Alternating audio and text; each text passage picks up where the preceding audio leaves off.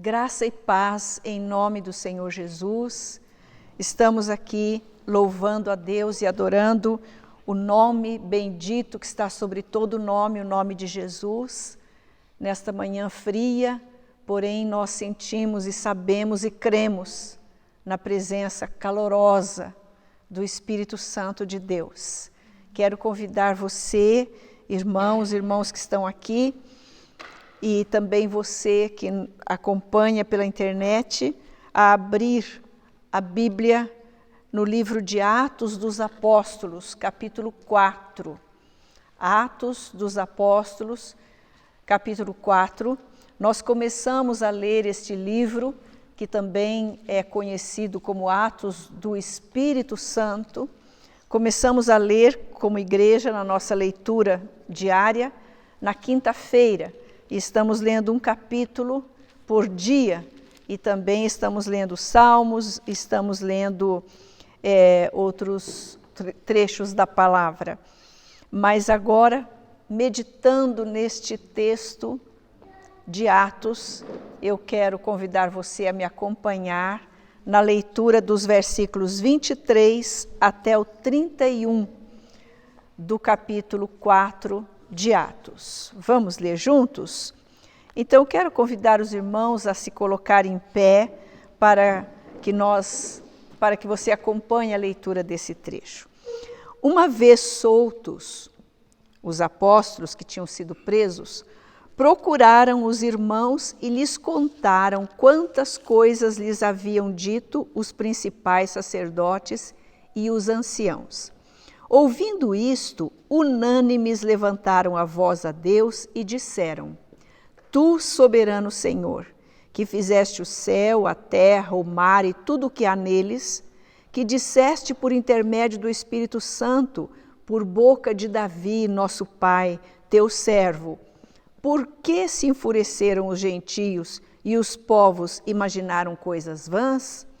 Levantaram-se os reis da terra e as autoridades ajuntaram-se a uma contra o Senhor e contra o seu ungido, porque verdadeiramente se ajuntaram nesta cidade contra o teu servo Jesus, contra o teu santo servo Jesus, ao qual ungiste Herodes e Pôncio Pilatos, com os gentios e gentes de Israel, para fazerem tudo o que a tua mão e o teu propósito predeterminaram.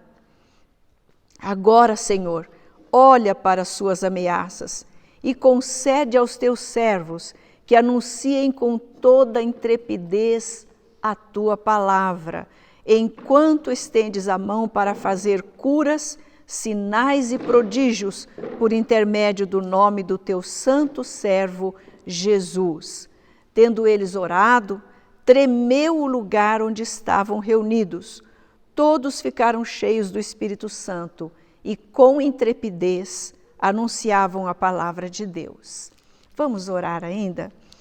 Senhor Deus e Pai, este trecho que acabamos de ler é palavra do Senhor, abençoada, inspirada pelo Espírito Santo. E nós pedimos neste momento, em nome de Jesus, que esse autor divino, o Espírito Santo, possa fazer destas palavras chamas de fogo ao nosso coração, para a glória do nome de Jesus, para que o teu propósito, Senhor, nesta manhã, para cada um de nós, se cumpra, em nome de Jesus. Amém. Os irmãos podem sentar.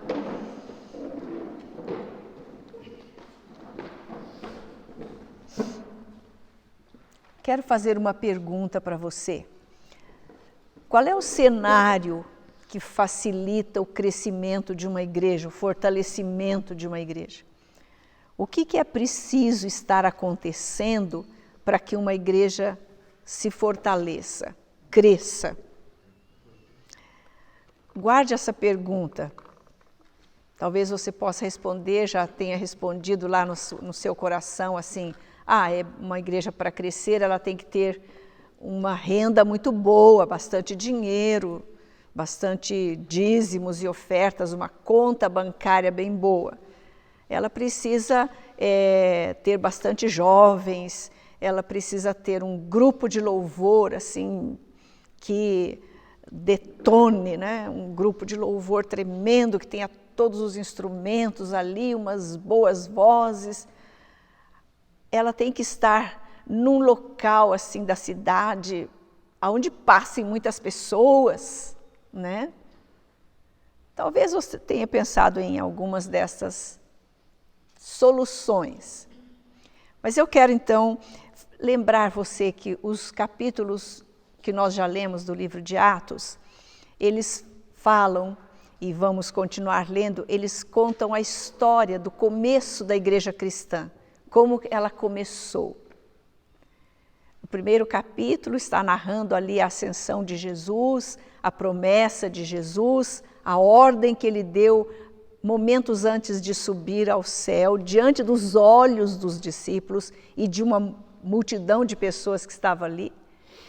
Ele foi assunto ao céu e ele fez uma recomendação: fiquem em Jerusalém até que vocês sejam revestidos do poder do alto e possam testemunhar tanto em Jerusalém como em toda a Judéia e Samaria e até os confins da terra. E eles obedeceram à ordem de Jesus e perseveraram ali esperando esse dia, essa promessa, esse cumprimento da promessa.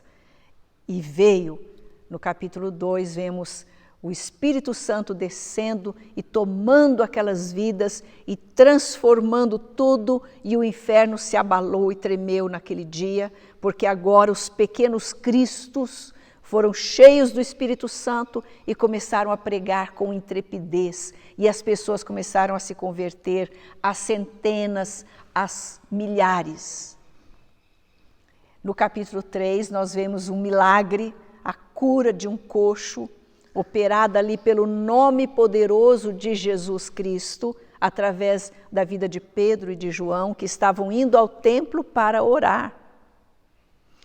E nós vemos que, logo depois, essa cura, em vez de trazer alegria para os religiosos, trouxe ira, e eles ficaram tomados por ira. E eles se juntaram inimigos entre si, mas na hora de querer fazer alguma coisa, até os inimigos eles se juntam para uma coalizão do mal, né? No capítulo 4, verso 1, você lê assim: falavam eles ainda ao povo quando sobrevieram os sacerdotes, o capitão do templo e os saduceus, ressentidos por ensinarem eles o povo e anunciarem em Jesus a ressurreição dentre os mortos. Alguns aqui eram inimigos, mas eles se juntaram para prender os apóstolos, assim como tinham se juntado para pedir a crucificação de Jesus. E prenderam os apóstolos. E agora nós lemos o momento em que eles foram soltos. E o tema da nossa mensagem é uma igreja cheia do Espírito Santo. O que faz uma igreja cheia do Espírito Santo? O que ela faz? Então nós vamos ver 6 coisas que ela faz. A primeira delas está aqui no versículo 23. Uma vez soltos, procuraram os irmãos e lhes contaram quantas coisas lhes haviam dito os principais sacerdotes e os anciãos. O que eles fizeram? Primeira coisa que uma igreja cheia do Espírito Santo faz: ela se une. Ela tem prazer em estar junto e compartilhar aquilo que está acontecendo. As pessoas precisam de Deus. Todo ser humano precisa de Deus. Mas nós precisamos também estar juntos. Juntos. Igreja significa chamados para fora, para estar juntos, para ser sal e luz neste mundo apodrecido em que nós estamos. É impossível viver o cristianismo sem igreja. Há aqueles que dizem: não, eu sirvo a Jesus do meu jeito, aqui em casa eu escuto uma música, eu ponho um louvor, eu leio a Bíblia, mas sem a comunhão, sem o estar juntos, é impossível a gente viver a vida cristã. Para isto, o Senhor Jesus instituiu a sua igreja. Somos um corpo, você faz parte desse corpo. E sem estar ligado a este corpo, você não tem comunhão. É necessário, no Salmo 73, nós lemos uma descrição de um momento de angústia do salmista, e ele vai falando das tristezas, das angústias, e no versículo 17 ele diz uma coisa linda. Ele fala assim: até que eu entrei no santuário de Deus. Aí muda totalmente a situação para ele. Até que eu entrei no santuário de Deus. Nós sabemos que agora, no tempo da graça, santuário somos nós. O nosso corpo é templo vivo do Espírito Santo e precisamos estar juntos para louvar a Deus, para adorar a Deus, para ouvir a sua palavra, para orarmos, para compartilharmos aquilo que está no nosso coração. A igreja é um lugar de cura, é um lugar de pessoas que vêm e são curadas, são libertas, são resgatadas. Então, a primeira coisa que uma igreja cheia do Espírito Santo faz é isto: buscar a comunhão dos irmãos nas horas da tribulação. Os apóstolos foram soltos e imediatamente procuraram os irmãos e contaram tudo o que havia acontecido, tudo o que tinham ouvido, tudo o que aconteceu com eles. Na igreja, naquele momento especial, é o recurso de Deus, providenciado por Deus para nos encorajar, para nos consolar. Cada vez que você está junto com os irmãos, adorando, louvando, orando, você é encorajado por Deus, você é fortalecido por Deus. Segunda coisa que uma igreja cheia do Espírito Santo faz, o que ela faz? Busca a comunhão dos irmãos e, em segundo lugar, ora. Uma igreja cheia do Espírito Santo é uma igreja que ora. Quando os irmãos ouviram o relato dos apóstolos, olha o verso 24 que está escrito: ouvindo isto, será que ficaram revoltados? Nós vamos pegar aqueles sacerdotes, nós vamos pegar os saduceus, vamos pegar quem fez isso com vocês, quem prendeu vocês. Será que fizeram isso?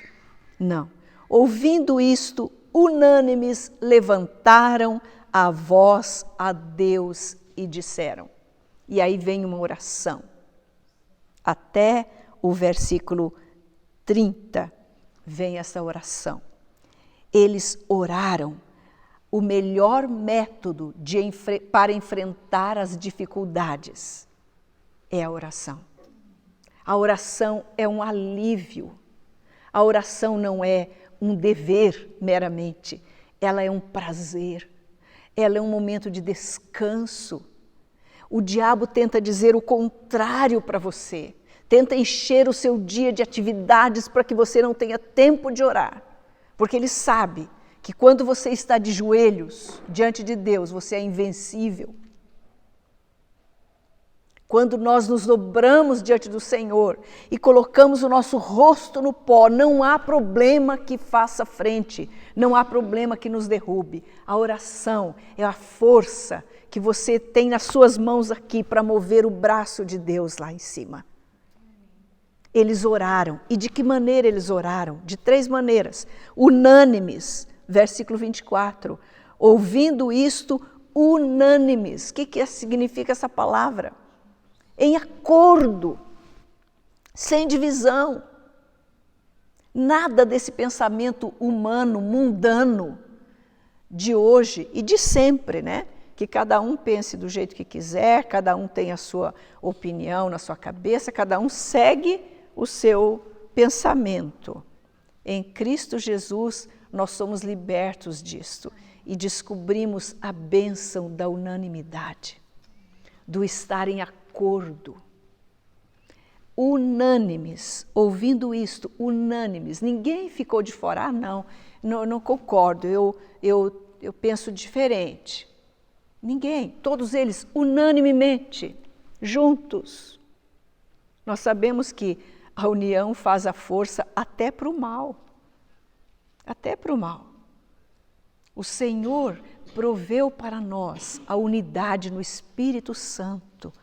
Quanto nós podemos fazer, unânimes, orando. E que mais que caracteriza a oração deles? Levantaram a voz a Deus e disseram: Tu, soberano Senhor, que fizeste o céu, a terra, o mar e tudo o que neles há. Segunda característica da oração deles, reconhecendo a soberania de Deus. Os olhos deles não estavam no fato de que os apóstolos foram presos, coitadinhos, injustamente, estavam fazendo bem, curando um coxo e foram presos. Vamos fazer uma passeata contra essas instituições religiosas que estão prendendo os nossos missionários, os nossos apóstolos. Não. Os olhos deles estavam em Deus. Eles não estavam com medo daquelas instituições, eles sabiam quem era Deus. Tu, soberano sobre todos, Senhor, dono de tudo, Criador, que fizeste o céu, a terra, tudo. Nós não estamos nas mãos de ninguém, nós estamos nas mãos do Senhor Deus Todo-Poderoso. Tem crente que está morrendo de medo do que possa acontecer, porque acha que nós estamos nas mãos deste ou daquele grupo, ou quem sabe nas mãos dos políticos que estão lá em Brasília. Não estamos nas mãos deles. Não. Mesmo que eles pensem isso, que eles mandam em tudo. Mesmo que eles mudem leis, façam leis novas do jeito que eles querem, como têm feito, nós não estamos nas mãos deles. Nós estamos nas mãos de Deus. Quem comanda a sua igreja, quem comanda a história do mundo, é Deus. É Deus o Senhor. Ele tem a história nas suas mãos.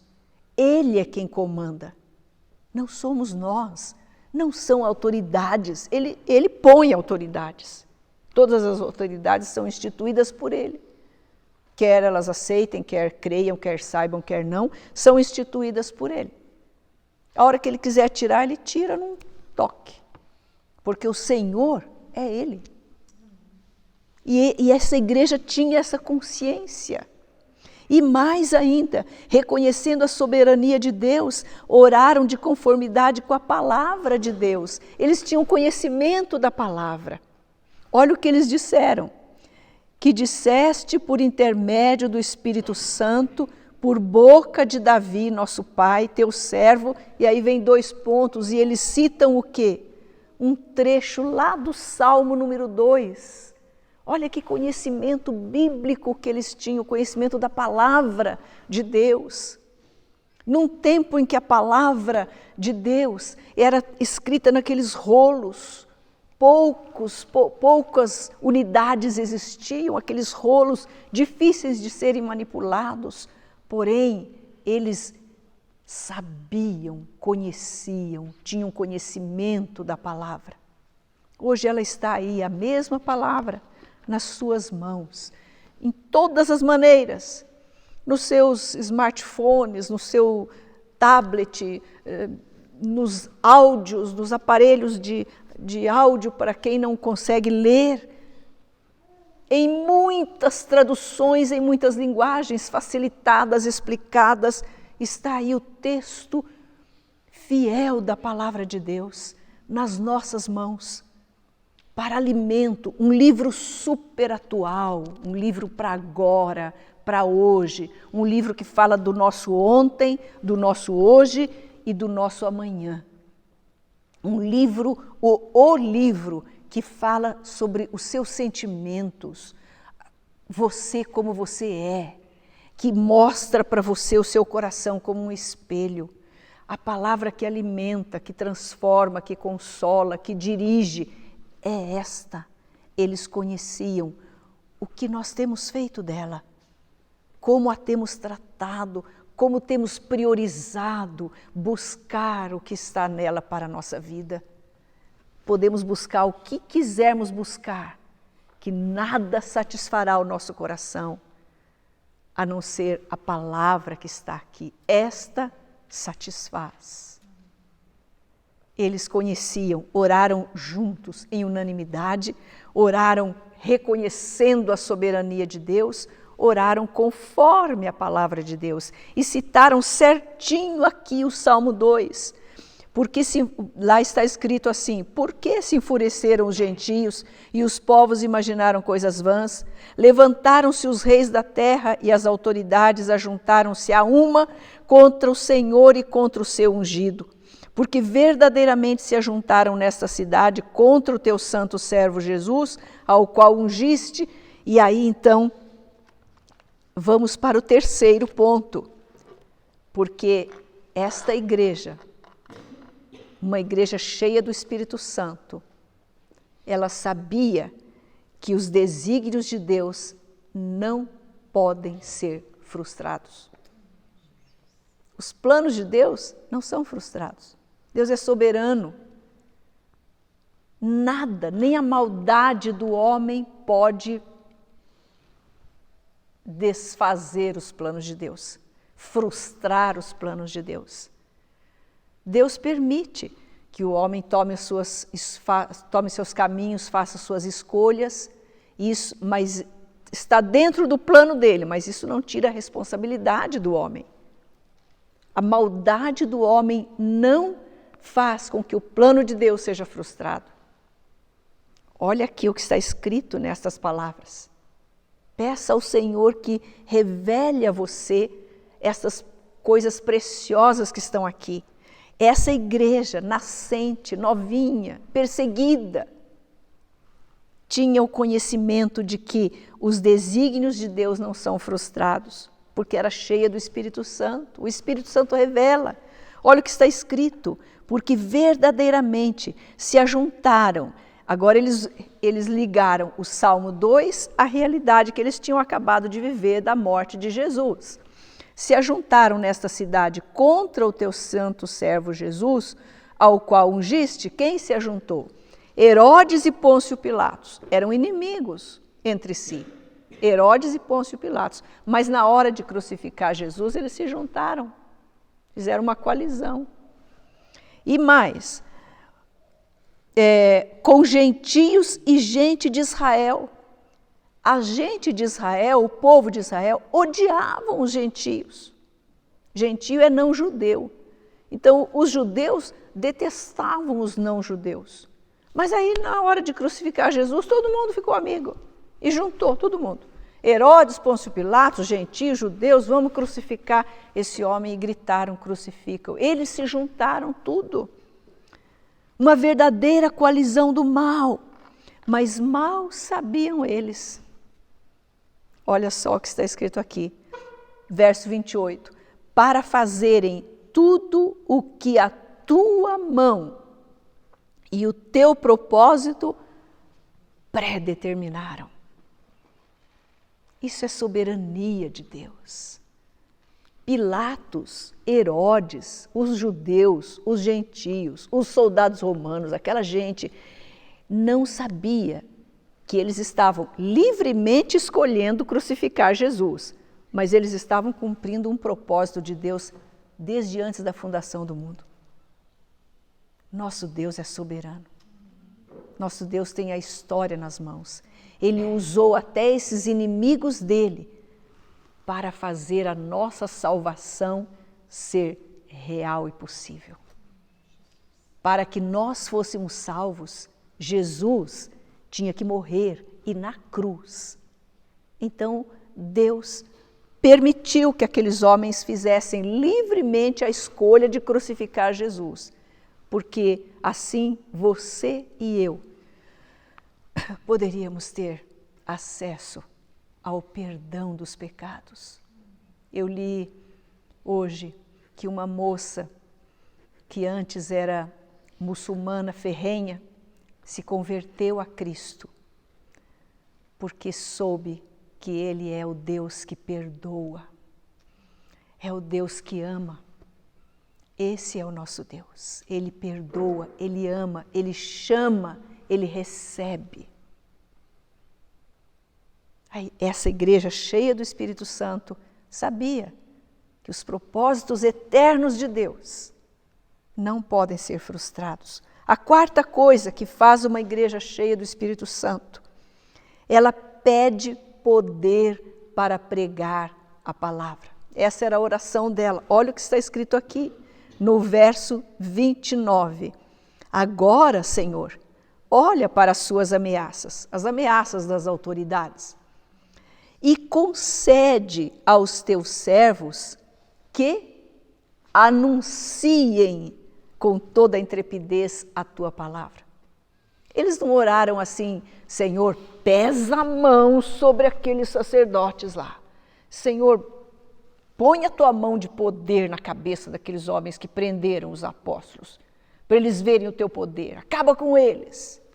Nada disso. Isso é oração carnal e cheia de vingança da carne. Eles oraram pedindo intrepidez para pregar. Pregar o quê? A palavra. O conteúdo da nossa pregação é este livro, a palavra. Não é nenhuma invenção humana. Não estamos e não estaremos aqui jamais pregando as ideias de alguém, as visões de um certo homem. Não, nós estamos pregando a palavra de Deus. E esta palavra nós pregaremos até que Jesus volte. Até enquanto estivermos vivos, será esta palavra. Não vamos fazer pregações aqui, não fazemos, não temos feito e não faremos pregações de autoajuda, voltada para o homem, você consegue tudo, pregação de prosperidade financeira, venha, você dê os seus dízimos e você vai ter um carro, você vai ter casa, você dê tanto de oferta para você conseguir isso. Isso não é palavra de Deus. Nós pregamos a palavra de Deus. Pregamos que o homem tem que se arrepender dos seus pecados, crer em Jesus, render-se a Jesus. Não pode servir a dois senhores, não pode ficar com um pé num barco, um pé no outro barco. Precisa decidir-se por Jesus Cristo. E é só Jesus Cristo. Ele salva, Ele liberta, Ele cura, Ele resgata, Ele restaura a família que está destruída, Ele restaura o filho que está perdido lá fora no mundo. Ele traz de volta, Ele traz a esposa de volta, Ele traz o marido de volta, Ele restaura, Ele salva, Ele nos alegra profundamente, Ele satisfaz o nosso coração, seja do jovem, da criança, do adolescente que está com 1000 perguntas na cabeça. Jesus é a resposta, Ele responde, Ele satisfaz a nossa alma. É isto que nós cremos, é isto que vemos na palavra, é isto que pregamos. Sim, depois de rendidos a Cristo, nós somos conclamados a segui-lo, porque seguindo nós somos felizes, temos uma meta na vida.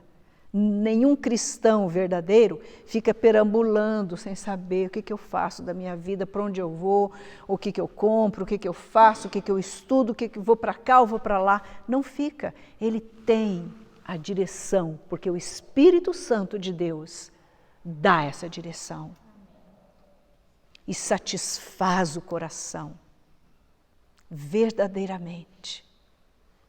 Isto é palavra de Deus. Sim, depois que nós somos convertidos, imediatamente a conversão nos leva ao batismo. Quem crer e for batizado será salvo. Nós somos envolvidos nesse corpo, fazemos parte do corpo de Cristo, que é a igreja. Nós dizimamos com todo o prazer, em obediência à palavra de Deus, ofertamos, porque sabemos, aprendemos que nada é nosso, tudo é de Deus. Além do que vemos as necessidades sendo supridas, isto não é pregação de prosperidade, isto é palavra de Deus. Quando o Senhor diz, provai-me nisto, falando sobre os dízimos, se eu não vos abrir as janelas do céu e derramar bênção sobre medida. Então isso é líquido e certo. Não é nosso interesse buscar estas bênçãos, porque elas vêm junto conosco pela salvação. Nós buscamos o Senhor. não as bênçãos do Senhor. Pregamos o Senhor, não as bênçãos do Senhor. Então, uma igreja cheia do Espírito Santo, ela pede poder para pregar a palavra de Deus, em qualquer circunstância, em qualquer situação. Eu comecei dizendo assim, o que precisa, qual é o cenário para que uma igreja cresça? Né? Não é um cenário de tranquilidade, paz e segurança, onde há liberdade para pregar. No Irã, hoje, a igreja está crescendo muito mais. Nestes 20 anos últimos, a igreja no Irã cresceu muito mais do que em 13 séculos que o evangelho chegou lá. Por quê?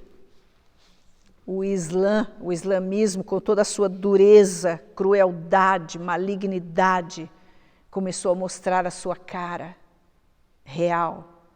E pessoas começaram a se converter ao Deus que ama, que perdoa, que é Pai, que recebe de braços abertos, que liberta, não oprime. O Deus que liberta. E Ele está aqui. E Ele está falando com você. E vamos indo para o final. O que faz uma igreja que é cheia do Espírito Santo? Ela crê e espera a ação milagrosa de Deus. Olha o que eles continuam finalizando a oração deles, o verso 30.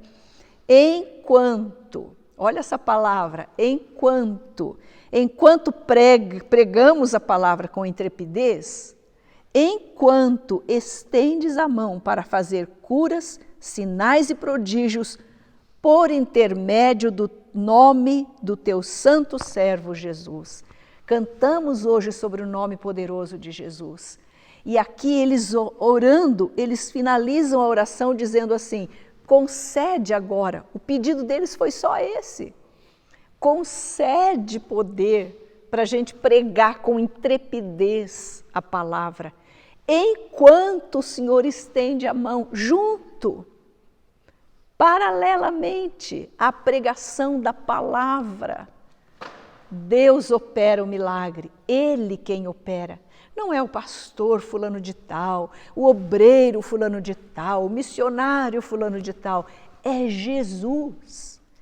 Apraz a Ele usar quem Ele quiser usar, como um vaso, como um canal, como um instrumento apenas e tão somente, e que o nosso nome jamais apareça, porque é o nome dEle, Jesus Cristo.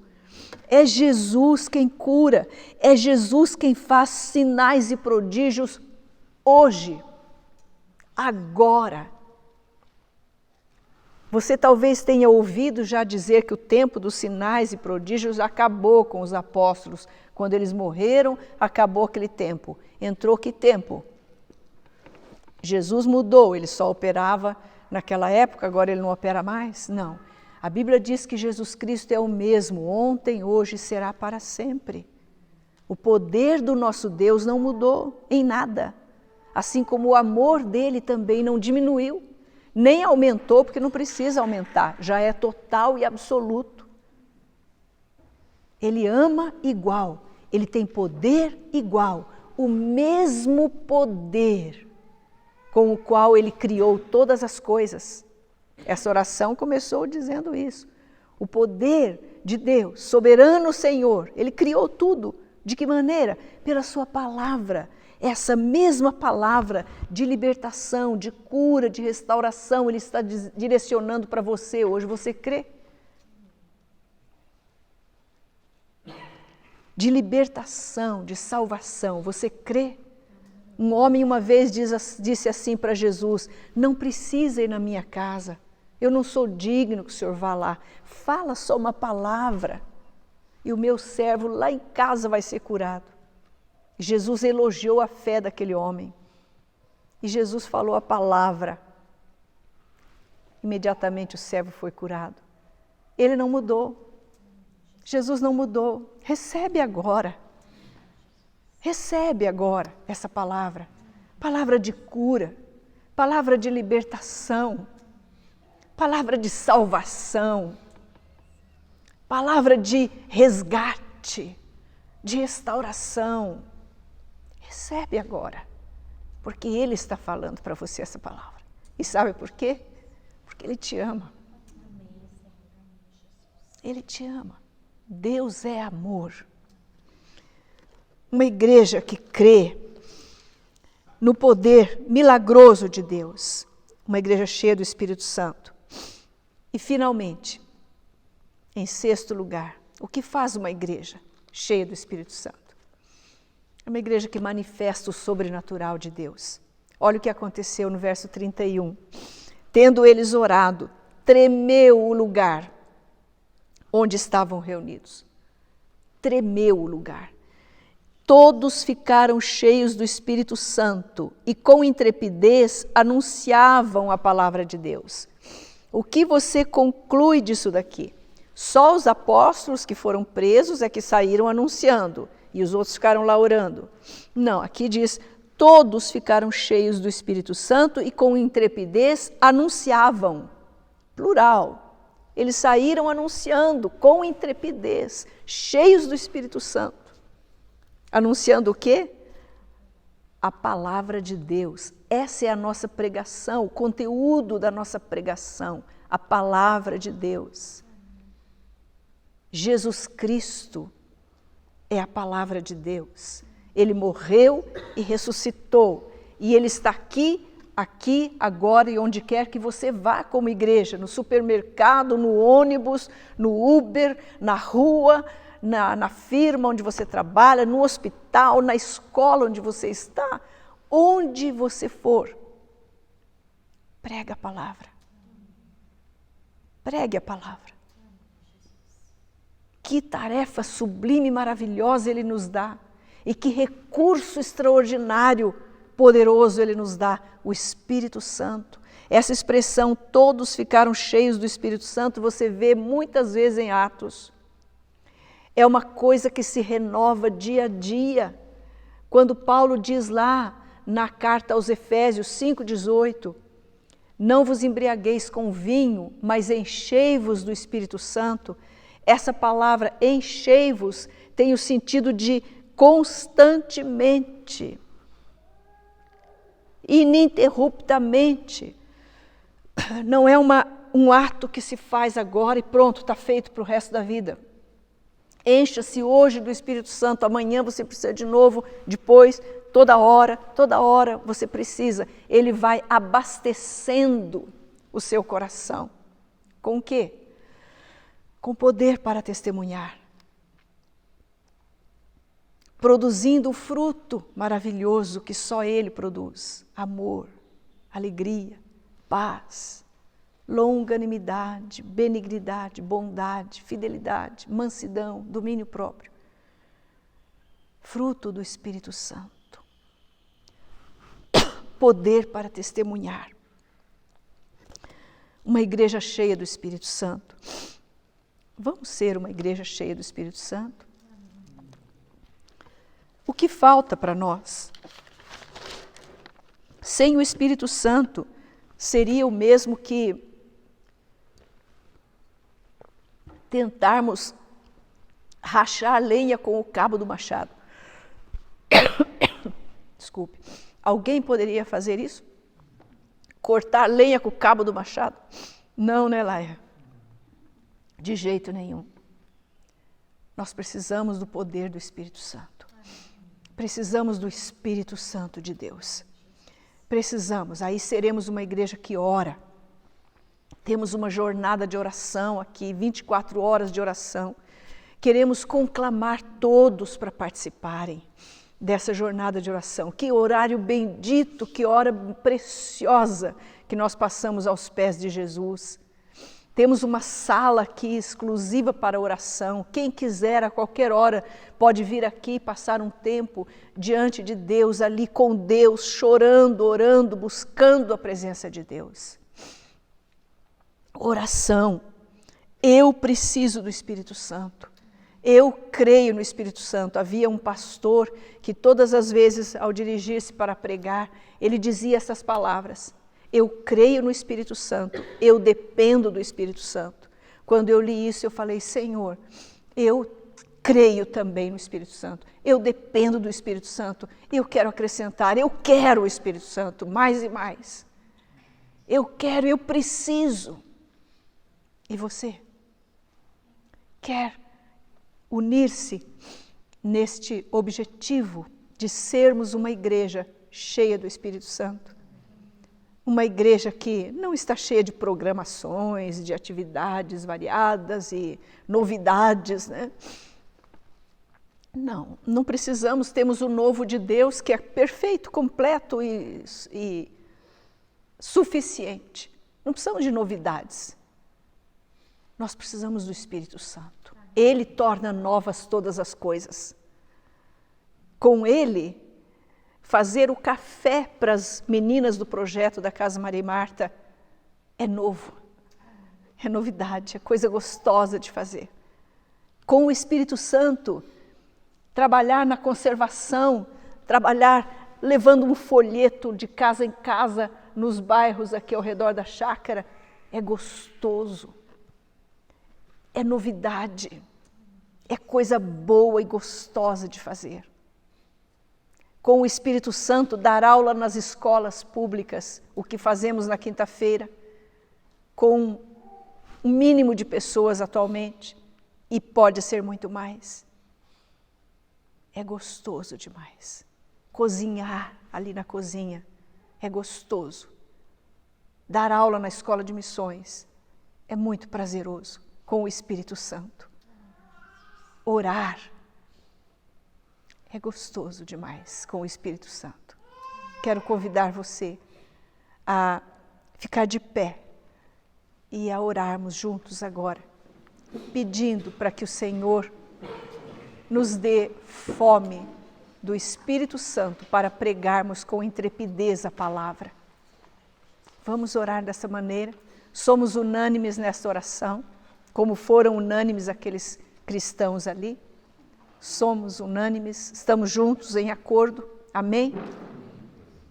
Senhor nosso Deus, aqui estamos nós, tão limitados, tão pequenos, tão fracos em nós mesmos, mas o Teu poder se aperfeiçoa na fraqueza. E nós clamamos neste momento: vem, Espírito Santo, precisamos de Ti, nós cremos em Ti, nós dependemos de Ti, e nós lembramos as palavras do Senhor Jesus. Ele disse: se vós que sois maus, sabeis dar boas coisas a seus filhos, quanto mais o Pai vos dará o Espírito Santo aos que lhe pedirem. Nós cremos nas Tuas promessas, Senhor Jesus, em todas elas, porque Tu és fiel e verdadeiro, Tu és a verdade. Dá-nos do Teu Espírito Santo.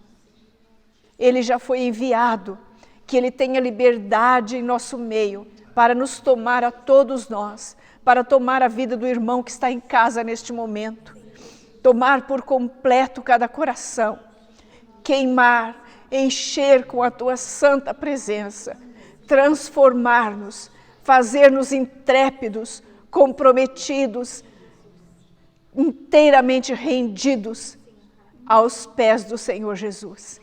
Queremos ser uma igreja cheia do Espírito. Não existe outra alternativa para nós, não há outra coisa que nós queiramos. Queremos ser cheios do Teu Espírito. Para a glória do nome do Teu santo servo Jesus, nosso Senhor, soberano Senhor, Criador dos céus e da terra, nosso Salvador, a quem nós adoramos. É em nome dEle que nós oramos. Amém. Que Deus abençoe a sua vida grandemente. E no próximo domingo, nós celebraremos aqui, será o culto com celebração da ceia do Senhor. Rompa todas as barreiras, e venha comungar conosco, em nome de Jesus. Deus te abençoe. Amém.